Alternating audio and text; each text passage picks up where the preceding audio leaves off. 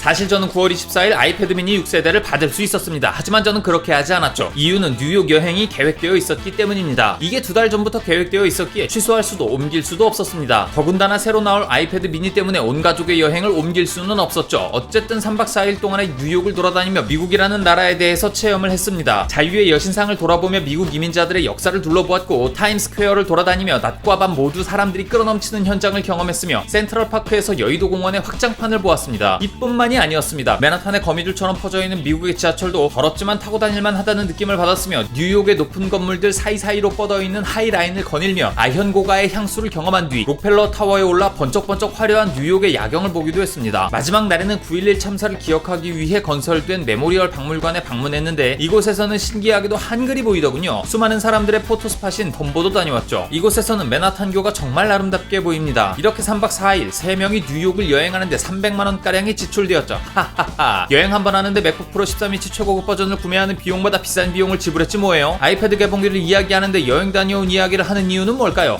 믿기 힘드시겠지만 이게 다 자랑하는 겁니다.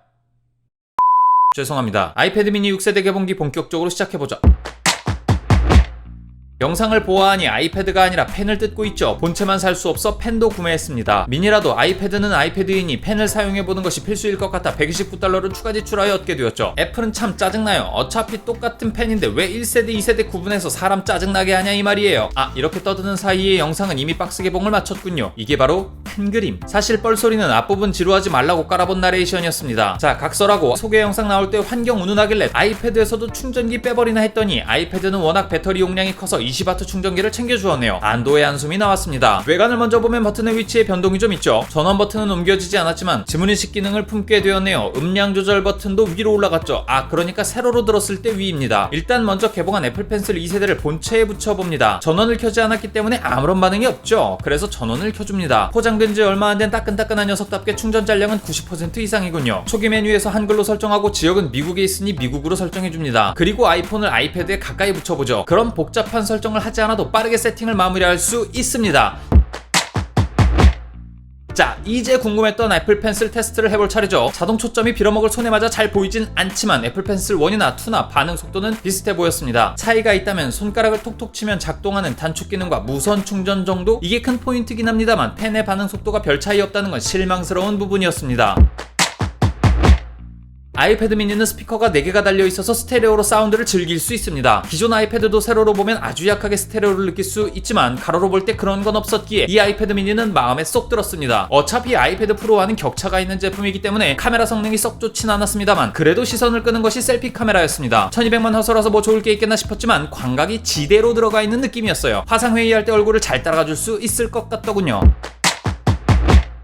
디스플레이는 프로모션, 즉 120Hz 주사율은 아니지만 나름대로 괜찮은 화면 퀄리티를 보여주었습니다. 어차피 우리가 영화 볼 때 24프레임 정도만 필요하기 때문에 저는 애초부터 120Hz를 별로 신경 쓰지는 않았지만 부드럽게 움직이는 아이패드 프로의 디스플레이는 아름다워 보이긴 했습니다. 그런 면에서 아이패드 미니는 좀 아쉬웠어요. 하지만 그냥 아이패드보다는 화면 퀄리티가 좋아 만족스러웠습니다. 아이패드 미니 6세대는 기존 아이패드 미니보다 0.4인치가 늘어났죠. 7.9인치에서 8.3인치로요. 사실 기존 7.9인치 사이즈는 답답한 축에 속하는 사이즈입니다. 하지만 0.4인치 차이로 생각보다 많은 확장성을 가지고 오게 되었죠. 이번 아이패드 15에서는 모든 아이패드에서 분할 화면을 편리하게 사용할 수 있도록 개선되어 핸들만 간단히 조정하면 영상을 보면서 노트 필기를 할 수 있고 웹서핑을 하면서 유튜브를 볼 수 있죠. 8.3인치의 화면은 사실 손이 작은 아이들이나 여성분들이 편하게 쥐고 넓은 화면을 사용할 수 있도록 하게 해 주었다고 해도 과언이 아닐 겁니다.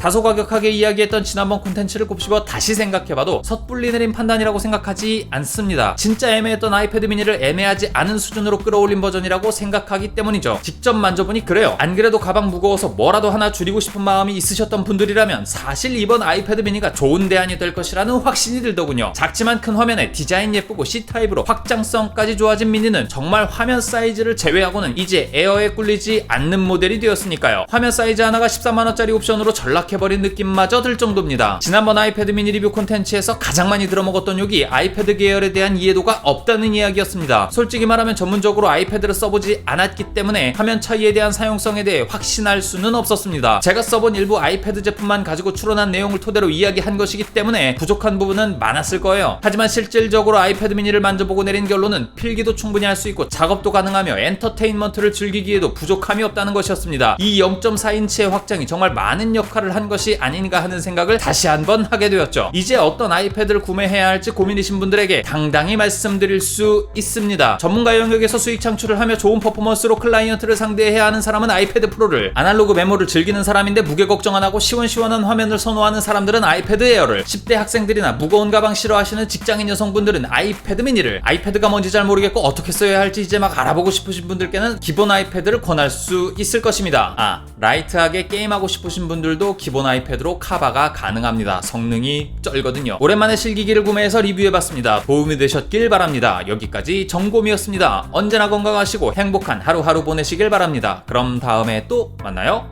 곰빠.